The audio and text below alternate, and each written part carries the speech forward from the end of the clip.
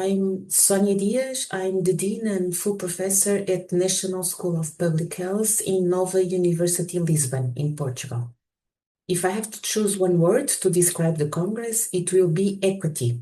For me, the Congress is an opportunity to renew our collective commitment and action toward more equitable, more resilient, and more people-centered health systems. So I really hope it will place equity at the core by amplifying diverse voices addressing health inequalities, but also advancing inclusive solutions for all, especially for the most vulnerable groups. Change for me means returning with a stronger commitment to translate global discussions into actions and create lasting impact for both policy and practice.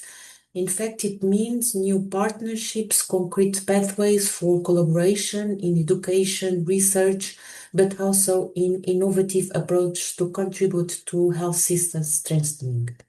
And I have to say that in a more specific context, change also means strengthening the public health in Portugal and within the community of Portuguese language countries.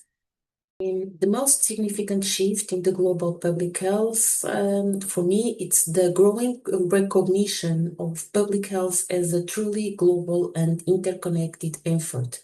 For example, when we consider overlapping crises such as climate change, conflict, migration, or economic instability, all of which have profound impacts on health. So more and more we are moving beyond a disease-focused approach to a broader understanding of health as a system issue, where equity and social determinants are increasingly placed at the center of debate. And I think this is a very important shift.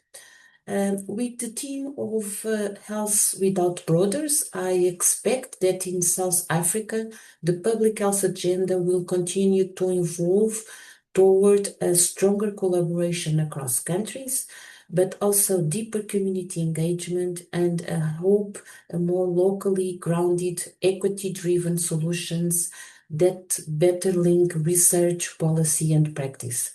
This includes a stronger focus on decolonization, global health, elevating local leadership and knowledge, addressing structural inequalities, and building on the country's strong scientific and community-based experience. By presenting their work and taking part in the program, both formally and informally, every attendee can change and shape this Congress in a meaningful way. For example, participants can actively contribute to the Congress by not simply attending the sections, but engaging in meaningful dialogue, asking critical questions, sharing real experience of different contexts, or helping broaden the discussion and challenge the way we think about solutions. I would like also to mention that frequently important moments happen outside the formal program, for example, after a workshop, in inside events, over coffee breaks, or other informal exchanges.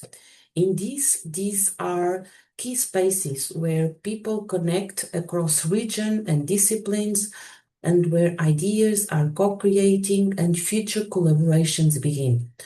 So what I think it truly leaves a mark in creating networks and carrying the insights of conversations beyond the Congress and translating them into concrete commitments, partnerships, and actions that continue well after the event ends.